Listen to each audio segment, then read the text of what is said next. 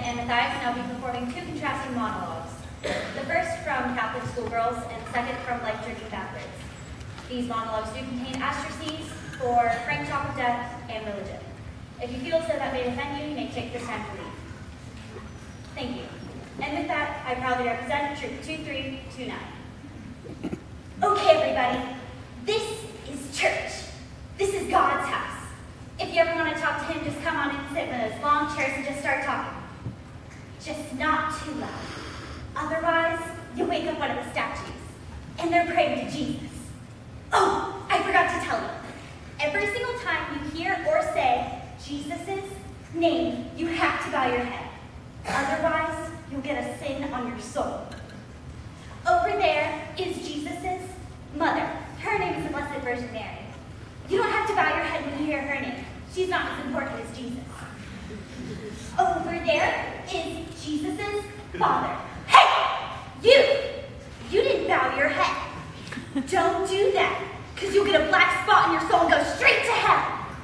In hell, it's really hot, and you sweat a lot. And there are these little devils that come out and bite and scratch you all over. But if you're really good, you get to go to heaven. And in heaven, they have this huge refrigerator full of lots of stuff to eat, like cookies and ice cream and donuts, and it never runs out. But the best part about heaven is that you can talk to whoever you want. Like, let's just say I wanted to talk to Cleopatra. I would just go to the saints and get a permission slip. I would fill it out. And then I would take it to Jesus. And he would sign it, and then I'd fly over to Cleopatra and we'd have a nice long chat. Oh, I forgot to tell you. If you ever ask Jesus a question and he answers you, you better write it down really quick. Because if you forget an answer from him, you get in really big trouble.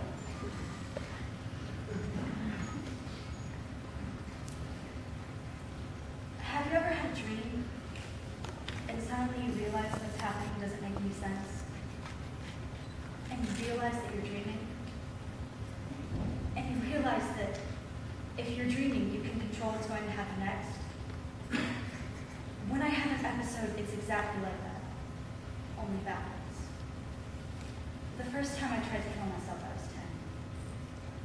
When I woke up the next morning, I was so relieved. I was happy I had succeeded. And for a while, I was happy to be alive. A year later, I tried again. I've lost track of how many times I've tried. Because now, when I wake up after taking every sleeping pill within arm's reach, I'm never, ever relieved. I feel trapped. I feel desperate. I feel like even more of a failure. And I start to wonder if maybe the reason that I can't kill myself is because I'm already dead and in hell. This is a living hell. They say that suicide is taking the easy way out, but let me tell you, it's not that easy. Your physical drive to live undermines your mind's desire to die. The instinct to breathe is hard to overcome, and it doesn't matter if you can't stand one more second of misery. Your heart just won't stop beating. Passing nerve. When I ended up in the hospital, it was almost worth it. I didn't have to act for anyone anymore. I could cry all day and nobody took it personally, and nobody blamed themselves. The honesty was refreshing.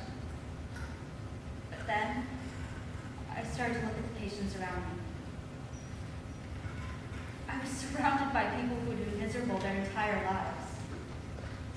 There was an 80-year-old woman who had been in and out of psych wards since she was my age. She just sat there and stared into space, crying all day. And every day she would look at me and ask, why won't they just let me die? And I didn't have an answer. And that's when I realized that was my future. I understood with perfect clarity that I was never going to get better. No therapy can fix me. No medication can help me.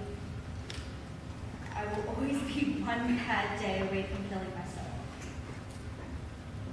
Until I'm dead. I've spent my life trying to delay what I know is inevitable.